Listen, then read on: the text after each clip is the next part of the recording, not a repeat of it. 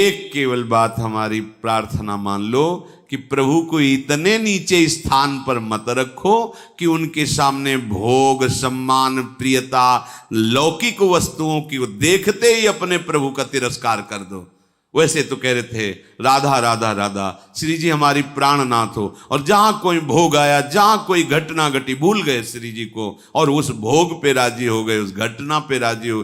कितना नीचा स्थान हम अपने प्राणाराध्य अखिल ब्रह्मांडों के स्वामी को दिए हैं। कहलाते हैं भक्त। चंद रुपए, चंद वस्तु, चंद बातें के लिए हम अपने प्रभु को भूल जाते हैं, अपने प्रभु का स्थान खो देते हैं अपने हृदय से, और सारा स्थान उस घटना, व्यक्ति, वस्तु, स्थान हमारे हृदय में बना लेता है। लोग जरा से धन, जरा से ऐश्वर्य, जरा से सुख, सम्मान, बल, इसके लिए प्रभु को छोड़ देते हैं। बिल्कुल ऐसा ही है, बिल्कुल ऐसा ही है। जीवन भर सुख संपत्ति की भूल भुलैया में दौड़ते दौड़ते मृत्यु के समीप पहुंच जाते हैं। हाथ कुछ नहीं लगा, शरीर ही छूट जाएगा तो तुम्हारा प्रयास किया हुआ ये जो सुख है, ऐश्वर्य, धन, संपत्ति, मान, प्रतिष्ठा, ये नहीं रहती। ये जो जगत का तुम्हें सौंदर्य खींच रहा है, सुख खींच रहा है, और जिसकी छाया में तुम मतवाले हो रहे हो, अगर वो मिल जाए तो कैसा लगेगा? जिसे तुम सुख समझते हो, ये सुख नहीं, सुख की छाया है, समझ पड़ती नहीं, ये मेरे गिरधर की माया है। जिसकी छाया में तुम पागल घूम रहे हो, सुखाकर्षण, अगर वो सुख समुद्र मुस्कुरा के तुम्हें गले से लगा ले तो कैसा होगा? निहाल हो जाओगे, परम विश्राम मिल जाएगा, हृदय शीतल बना रहेगा। इसलिए जो भक्तजन होते हैं, समस्त दुख एक साथ टूट पड़े, भारी पीड़ा उसको घेर ले और उसके ऊपर कलंक लगाया जाए, लांछना का भार डाल दिया जाए, तो भी परम धाम का यात्री डगमगाता नहीं, आगे बढ़ता है।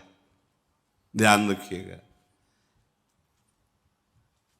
इस मार्ग में समस्त दुख एक साथ घेर ले, समस्त पीड़ाएं आ जाएं, उसके ऊपर कलंक लगाया जाए, लांछना लगाई जाए, वो सारे लांछना, दुख, भार को लेके डगमगाएगा नहीं, आगे यात्रा। कब? जब हम गलत नहीं होंगे। ये बात समझ लेना, यात्री जो परम धाम का है। इसलिए इस मार्ग के पथिक को कुल, मान, लज्जा, प्रशंसा, प्रणाम, नमस्कार, ये सब कभी अपने हृदय में नहीं लाना चाहिए, नहीं तो मार्ग रुक जाएगा। कुल, मान, लज्जा, प्रशंसा, प्रणाम, नमस्कार, यश, कीर्ति, ये इस मार्ग में अगर स्वीकार किया तो बदल जाएगा मार्ग। आज तक न मालूम कितने ऐसे ऐश्वर्यवान और विद्वान इस मोहक माया से मोहित होकर के अपने प्राणनाथ के लिए निकले थे और अपने प्राणों को खो दिया भोग और ऐश्वर्य में।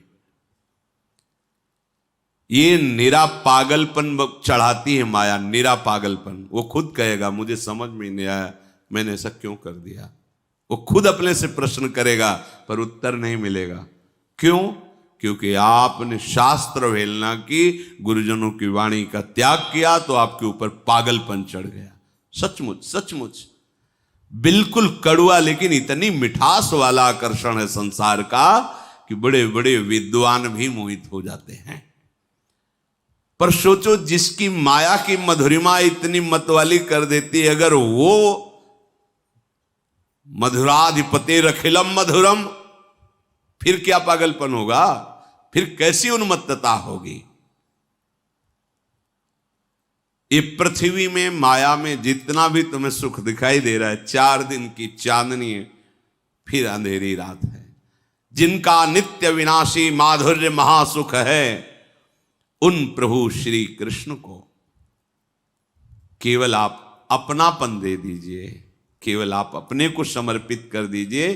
फिर वो क्या करते हैं, आगे का काम उनका है। गोपीजन कह रही, जब प्रभु कह रहे कि तुम सब क्यों आई हो, बोले आपने क्यों बुलाया।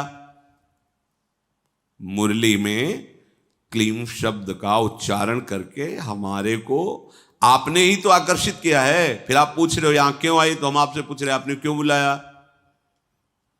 चलो तुम बंसी ध्वनि सुन के आ गए, इसका प्रभाव ही ऐसा है। और मेरे दर्शन के लिए तो खग मृग पशु पंछी भी लालायित रहते हैं, फिर तुम तो बुद्धि धारण करने वाली उत्तम विचार वाली मेरी भक्त हो। चलो दर्शन कर लिया, हो गया ना वृंदावन का, अब सब वापस जाओ। हाँ वापस जाए। चित्तम सुखेन भवताप हृतम गृहेषु यन निर्विशत्युत करावपि गृह कृत्ये पादौ पदम न चलत स्तव पाद मूले यामः कथम ब्रजमथो करवाम किंबा। पहले तो हमारे चित्त का अपहरण कर लिया। अरे सुखपूर्वक अपने घर के काम में लगे थे, आपने कथा सुनाई, वार्ता सुनाई, आपने हमारे हृदय में राग का नाश किया, अपने मार्ग में लाए, हमारे चित्त का अपहरण कर लिया। अब कह रहे हो लौट जाओ। समझ रहे ना गोपीजन क्या यहां अपने लोगों को संदेश दे रहे हैं। तुम्हारा काम है श्री कृष्ण के प्रति समर्पण का भाव रखना, और वो भवताप हृतम संसार के ताप का नाश करने वाले प्रभु, चित्तम सुखेन जो सुखपूर्वक चित्त संसार में लगा था, वो महासुख श्री कृष्ण हरण कर लिए, चित्त हरण कर लिए। मेरे हाथों की यही दशा है, हाथ लगे थे संसार के कार्यों में। अब आपने जब चित्त ही अपहरण कर लिया तो फिर अभी हाथ क्या कर पाएंगे। मेरे पैर एक कदम भी अब तुमसे बिलग नहीं चल सकते। जाऊं तो कहां जाऊं, आप कहते हो वापस लौट जाओ। चित्त अपहरण कर लिया अर्थात पूरा हृदय अपहरण कर लिया। मेरे एक एक कर्मेंद्री ज्ञानेंद्री आपके अधीन हो गई। अब आप कहते हो वापस लौट जाओ। यहां भाव दिखा रहे, उपासक की एक एक वृत्ति, एक एक चेष्टा भगवान अपहरण कर लेते हैं। आपको केवल समर्पण करना है, समर्पण का भाव रखना, समर्पण प्रभु कर लेंगे। हम कब समझें कि हमारा हृदय समर्पित हो गया है। जैसे बुखार उतर गया, थर्मामीटर से नापा, उसकी संख्या आ गई, हाँ ठीक है, आप ठीक है। नहीं शरीर ठीक है पर अभी बुखार आपका कुछ आगे बढ़ा हुआ है, अभी औषधि लीजिए। तो हम थर्मामीटर से, ये अध्यात्म का थर्मामीटर है कि सुख संपद में तव प्रसाद अमृत का हूं मैं करता पान, दुख संकट में पाता हूं तव मंगल कर का स्पर्श समान। जब बड़ी अनुकूलता, सम्मान, प्रियता, मुझे लग रहा है मेरे प्रभु मेरे दुलार में लगे हुए हैं, बहुत दुलार कर रहे हैं। मेरी प्रियाजू मुझे बहुत दुलार कर रहे हैं। और जब दुख संकट, नाना प्रकार के आरोप, तिरस्कार, अपमान, तब हृदय नाच पड़ता है कि अब कोई मंगल विधान हो रहा है। अब भूमिका बदलेगी हमारे हृदय की, अब ऊंचाई पर और चढ़ा रही प्रियाजू। ये अनुभव होना, हाय ऐसा कैसे हो गया, अपमान, निंदा, अब कैसे जीऊं, ये इसका मतलब समर्पण नहीं। अभी आप हैं जीने मरने लायक, अभी आप हैं सम्मान भोगता, तो भी अपमान बुरा लग रहा है। देखिए, दुख संकट में पाता हूं तो मंगल कर का इस पर, उस समय ऐसा लग रहा है कि प्रिया अब जो हमें अपने चरणों के समीप बैठे दुलार कर रहे हैं। जब संसार पूरा खिलाफ है, निंदा, अपमान, तिरस्कार, प्रिया जो दुलार कर रहे हैं, स्पर्श का प्रिया जो हमें दुलार कर रहे हैं। अगर हमारे हृदय में कोई आशा उत्पन्न होती है तो प्रियाजू को लेके होती है। ये वस्तु प्रियाजू तक पहुंच जाए, ये व्यक्ति प्रियाजू तक पहुंच जाए, अन्य आशा उत्पन्न होने की गुंजाइश नहीं रह जाती जब हमारा हृदय प्रभु को समर्पित हो जाता है।